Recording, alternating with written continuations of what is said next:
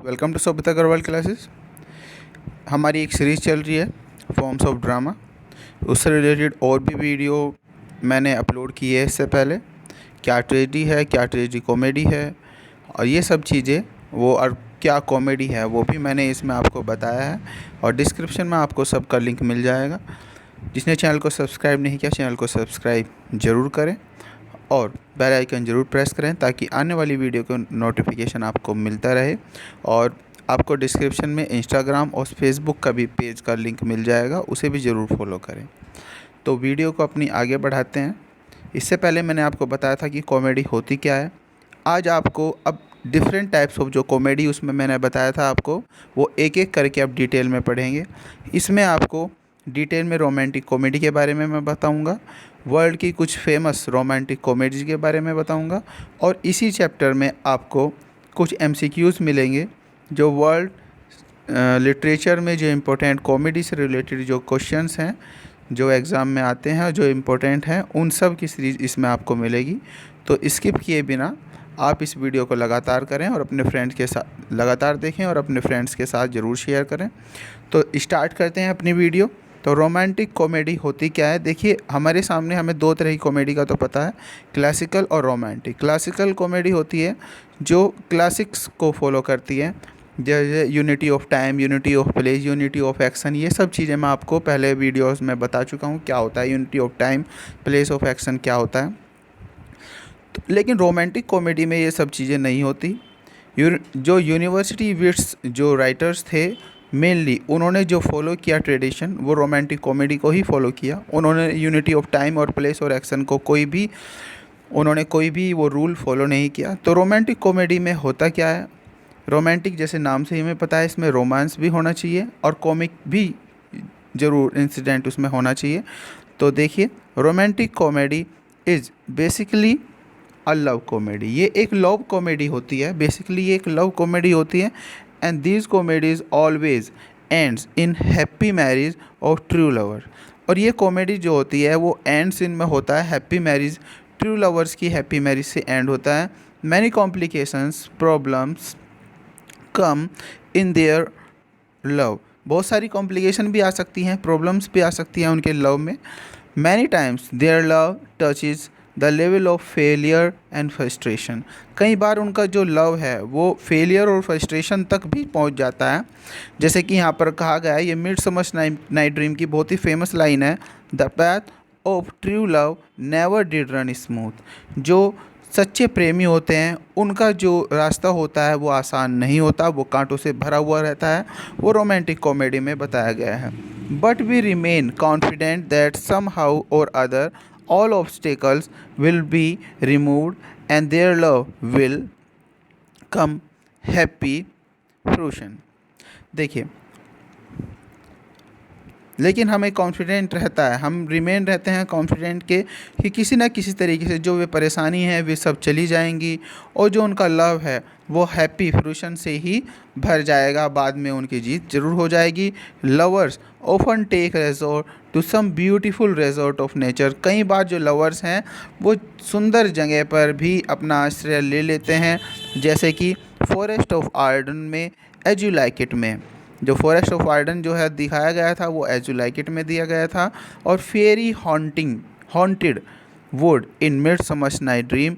और जो फेरी हॉन्टेड जो वुड्स थे वो मिडसमर नाइट ड्रीम में दिखाए गए। There are problem of injustice of ordinary world are magically resolve.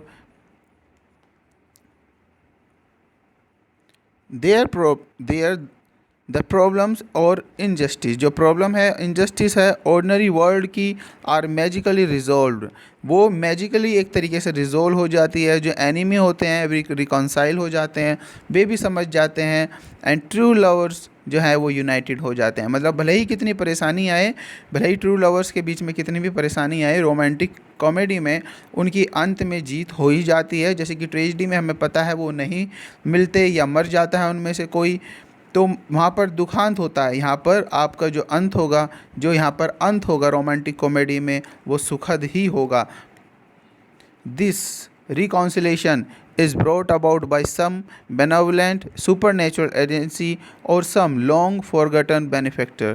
जो ये आपका रिकॉन्सिलेशन होता है ये किसके द्वारा किया जाता है? या तो कोई सुपर नेचुरल एजेंसी के द्वारा किया जाता है या किसी कोई लॉन्ग फॉरगटन बेनिफिक्टर या बहुत ही भुला दिया गया कोई व्यक्ति जो भुला दिया गया हो उस ड्रामा में, उसके द्वारा ये रिकॉन्सिलेशन होता है।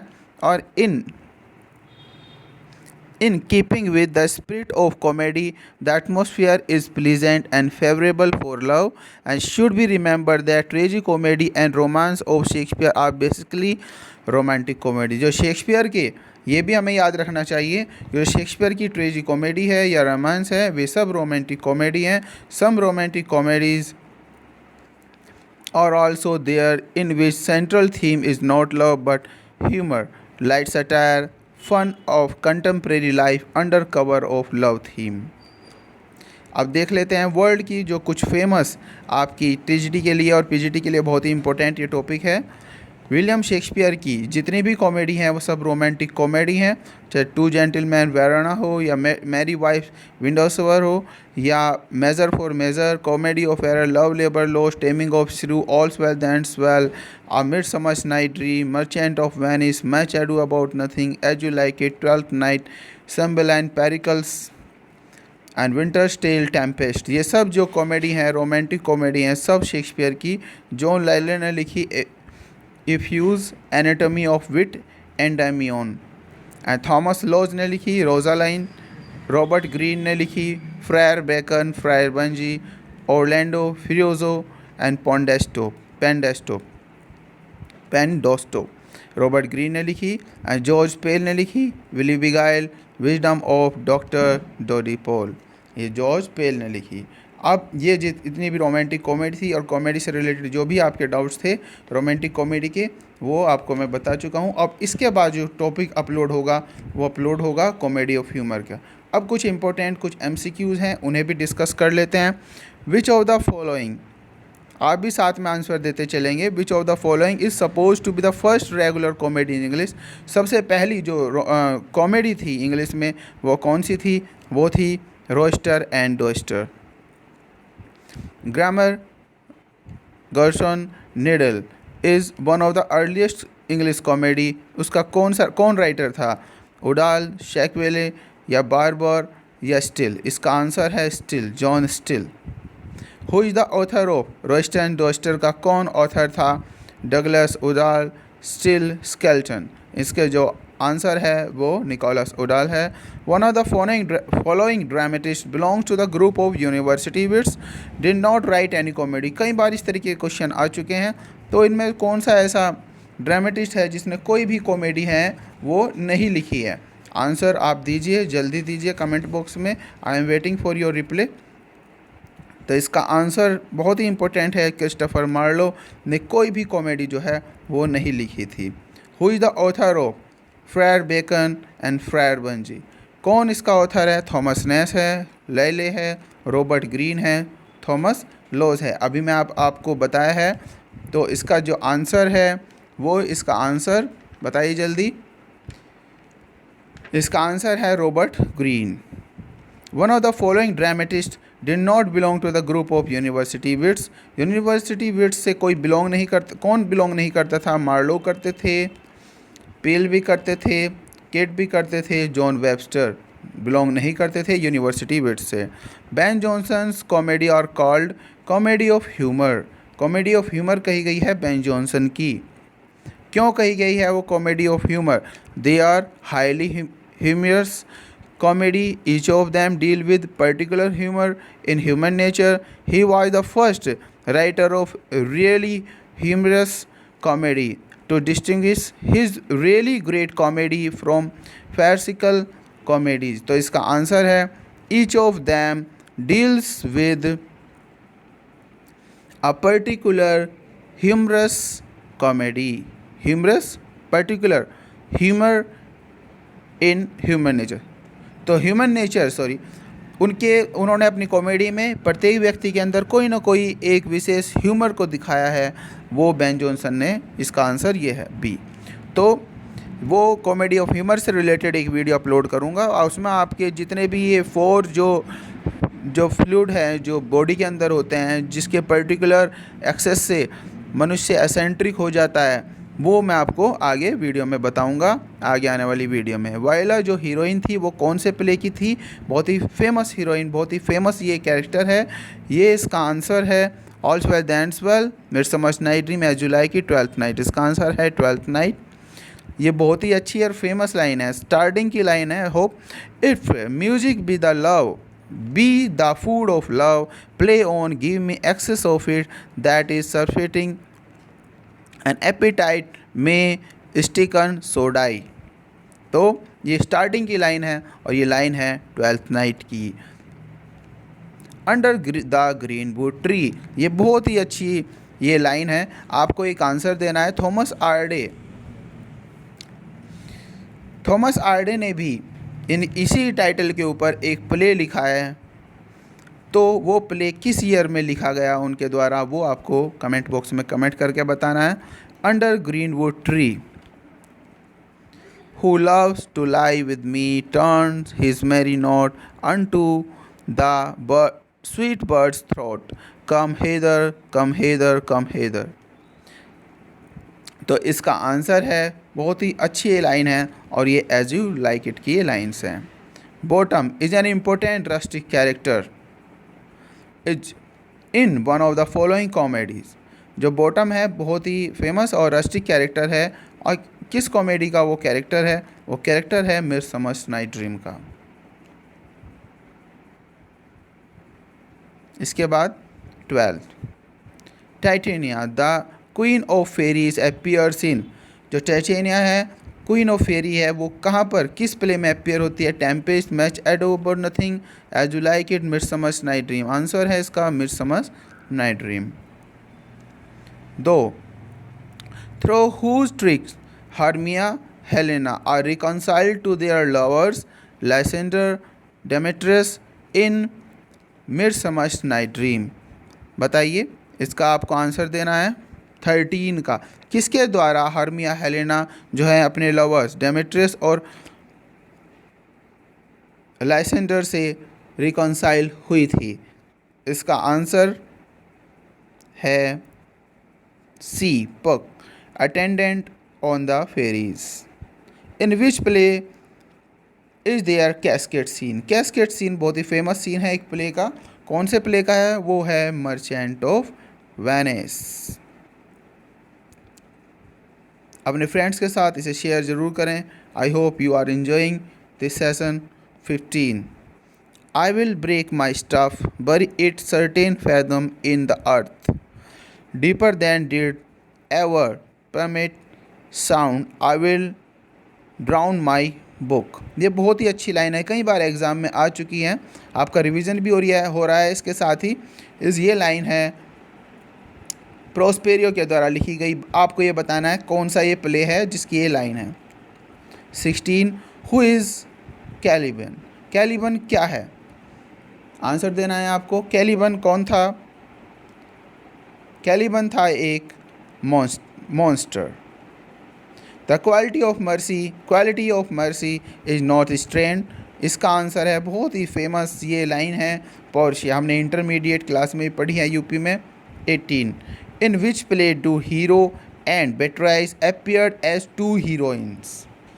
किस प्ले में हीरो और बेट्राइस जो है अपीयर होती है 2 हीरोइंस? ये कहाँ पर एज 2 हीरोइंस किस प्ले में वो अपीयर होती हैं? वो अपीयर होती हैं मच एडू अबाउट नथिंग में। 19, फ्लोराइजल एंड परडिटा, ये 2 कैरेक्टर हैं, फ्लोराइजल और परडिटा। ये कहाँ पर अपीयर होते हैं? Appeared as lover and beloved, ये कहाँ पर अपीयर होते हैं? किस प्ले में ये अपीयर होते हैं? Answer, correct answer is Winter's Tale. Full fathom 5, thy father lies. ये लाइंस बहुत ही फेमस लाइन है और ये लाइंस हैं कही गई बॉटम, एरियल, कैलिबन, टचस्टोन, ये लाइंस हैं बी। एरियल के द्वारा कही गई किस प्ले में है ये कैरेक्टर, वो भी आपको कमेंट बॉक्स में कमेंट करके बताना है। Who is the author of Wily Beguile, Wily Beguile का ऑथर कौन है? अभी आपको मैंने बताया है विली बिगाइल का ऑथर है थॉमस लॉज है, पेल है, ग्रीन या लिली, कौन है? इसका आंसर है B, George Peele. Lunatic lover and the poet, बहुत ही फेमस लाइन है ये, lunatic lover and the poet, ये कही गई जो लाइंस हैं यहाँ पर, ये लाइंस किस प्ले की हैं? Tempest, Pericles, Merchant of Venice, Midsummer's Night Dream. तो correct answer is Midsummer's Night Dream. Shakespeare के बहुत ही अच्छे यहाँ पर जो क्वेश्चन आंसर हैं जो डिस्कस हुए हैं, आई होप आपने एंजॉय किया होगा सेशन। 3 क्वेश्चन और हमारे बचे हुए हैं। One of the following play rights was not Shakespeare's contemporary, कौन सा प्ले राइट्स कौन सा प्ले राइट्स है जो शेक्सपियर के समकालीन नहीं था? वैनब्रू था, lily, Thomas Lodge, Ben Jonson. Ben Jonson भी था, लिली भी था, थॉमस लॉज भी। तो आंसर, करेक्ट आंसर इज़ वैनब्रू। वैनब्रू आपको बताना है किस एज का राइटर है या उन्होंने किस कॉमेडी को लिखा। आपको 2 ऑप्शंस दूंगा, कॉमेडी ऑफ मैनर या comedy of humour. Who is the author of Rosalind, Rosalind एक किसने लिखा? ये लिखा मार्लोव ने या थॉमस लॉज ने, लैले ने, रॉबर्ट ग्रीन ने। इसका आंसर है थॉमस लॉज ने। और इसी को फॉलो करके शेक्सपियर ने एक प्ले लिखा, वो आपको कमेंट बॉक्स में कमेंट करके बताना है। 25 which is Shakespeare's Venus and Adonis, Venus और एडोनिस क्या है? A love comedy, romance, lyrical play, narrative poem. तो करेक्ट आंसर आपको बताना है कमेंट बॉक्स में, और करेक्ट आंसर इसका है नैरेटिव पोएम। ये एक नैरेटिव पोएम है। आई होप आपने सेशन जो है एंजॉय किया होगा। आपको रोमांटिक कॉमेडी से रिलेटेड जो भी क्वेश्चंस थे या जो इम्पोर्टेंट वर्ल्ड की रोमांटिक कॉमेडी थी, मैंने यहाँ पर आपको क्लियर करने का प्रयास किया। आई होप वीडियो आपको अच्छी लगी होगी। जिसने चैनल को सब्सक्राइब नहीं किया, चैनल को सब्सक्राइब जरूर करें और अपने फ्रेंड्स के साथ ज़रूर शेयर करें और बेल आइकन जरूर प्रेस करें ताकि आने वाली वीडियो का नोटिफिकेशन मिले। और इंस्टाग्राम और फेसबुक पर भी आप पेज को ज़रूर फॉलो करें। और जिसे भी पेड क्लासेस चाहिए वो स्टार्ट हो जाएंगी 7 जून से, और बहुत ही कम कीमत में। एक बार और वीडियो अपलोड करूँगा रिलेटेड कि क्लासेस में क्या क्या है, वो मैं जल्द ही कल को ही अपलोड करूँगा। 7 जून से पहले पहले आपको एनरोल करना है। और अगर आप क्लासेस अफोर्ड नहीं करते तो नोट्स भी अवेलेबल हैं मेरे व्हाट्सअप नंबर पर, डिस्क्रिप्शन में आपको मिल जाएगा। तो वहाँ पर आप नोट्स भी मुझसे परचेज़ कर सकते हैं। Thank you very much. Stay tuned with Shobhit Agarwal classes.